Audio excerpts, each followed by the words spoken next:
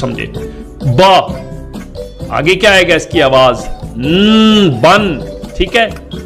The उदू, बन the उदू क, बंदूक, वेरी गुड। अच्छा जी, यहां हम इसको तोड़ते हैं, देखो ये मैं लेके आता हूं, कलर चेंज करता हूं ताकि आपको समझ आए। ये देखो, ये मेरी आवाज है बा, बन, ये द उदू और ये क, बंदूक, ठीक है। बंदूक क्या होता है जनाब?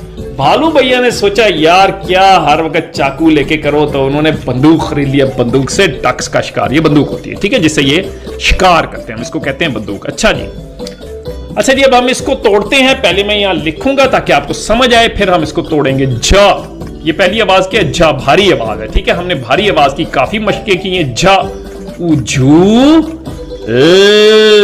आला, झूला, ठीक है। यहां इसको तोड़ते हैं, ये देखो, ये मेरी आवाज है ऊ, पीछे जहजू,